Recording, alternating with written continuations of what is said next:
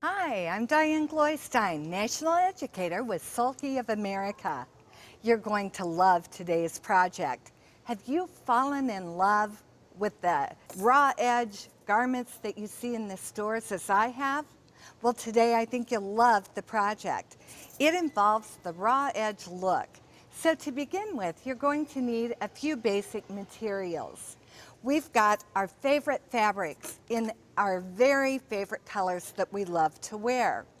Next, we need some of our first-class stabilizers. We've got Super-Solvy, a water-soluble stabilizer, and our brand new Sulky Sticky Fabri-Solvy. Then we need thread with great coverage. So I've got a 30-weight cotton thread that I'll be using in both the top and the bobbin of the sewing machine. And then we need a braid that we'll be stitching over. So I'll be using a 1/4-inch ribbon yarn. You could also use a pearl cotton. Next, we're going to begin cutting our fabric. So I'm going to go over here to the cutting table, and I'm going to lay my ruler on my fabrication at a perfect 45-degree angle and make that first cut. I'll simply move the ruler over 2 inches and make a second cut. Now I've got a 2-inch wide strip. I'll make subcuts in this, and now I've got my pile of 2-inch squares I'll be working with. So to begin with, we're going to mark where we want the placement of the silk dupioni squares to go. I've used a Sharpie pen. Let me talk you through a little bit about what the Sticky Fabri-Solvy looks like. Sticky Fabri-Solvy has a paper-like back, and then we've got the Sticky Fabri-Solvy product on the top of that backing. I'm going to be drawing on the Sticky Fabri-Solvy side. So I draw out my lines, keeping in mind that I want about 1 inch left in between the squares of the silk dupioni. Next, I'm going to get out my press mat, and I want it to be padded. I'm going to put a couple pins in the top to secure the small area that I'm working on. You'll love working with Sticky Fabri-Solvy in this manner because it makes it so easy. You no longer have to worry about it sticking to itself. So I'm going to lay the side that I've drawn face down on my press mat. I then pull away the paper backing, and I'm going to pull it all the way down so that I've got a nice area for which to work on.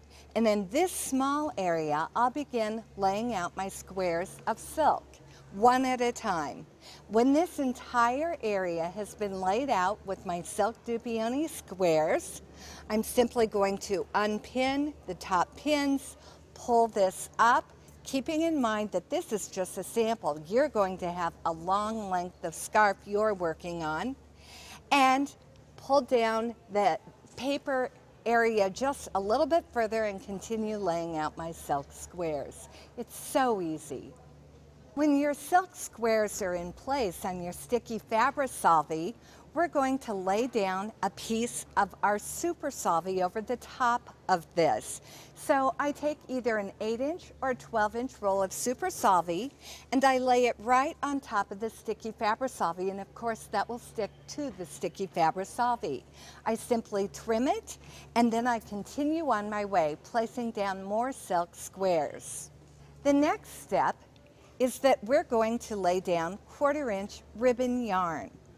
And I'm going to do that by satin stitching over it. I'll begin satin stitching around the exterior of the scarf. I set the machine up for a 0.3 length and a 4mm width. I'll be satin stitching over the cording, and I'll stitch all the way around the exterior, and then I'll be coming back double stitching over where I previously stitched, and now it's time to head down into the interior of the scarf. So again, you're double stitching over small portions of this.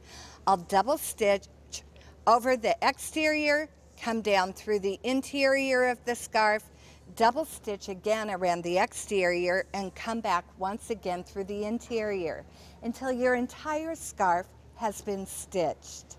I've got a couple great tips to share that will make it so easy when you're doing the stitching on your waterfall scarf. To begin with, I've put the ribbon yarn on the knee lift of my sewing machine. That keeps the ribbon yarn in place and out of my way, and yet it very easily rolls off as I'm stitching. And the foot that I've got in has a small hole on it. Something along the lines of a braiding foot will work perfectly for you. This keeps the braid in place and right in front of your stitching. Next, I've got a titanium needle in, and this doesn't pick up any of the stickiness of your stabilizer, so you're going to love working with that gold titanium needle. Next, I'm going to begin stitching.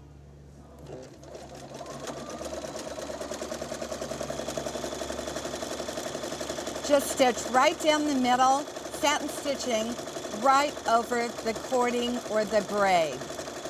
We call this couching. It's so easy, and that's all there is to it. There's one last step, and this is where the magic occurs. It's time to take your water-soluble stabilizers with all of your fabulous squares stitched in place to the kitchen sink. We're going to leave it in the sink for about 10 minutes. Then I'm going to come back and put pouring water onto the scarf. When the water itself quits foaming, I know that all of the water-soluble stabilizers have washed away. I dry it, I'll lightly press it, and my fabulous scarf is done. You're going to love this flirty, fun, fashion-forward scarf. It's great for gifts, and it's so much fun to make.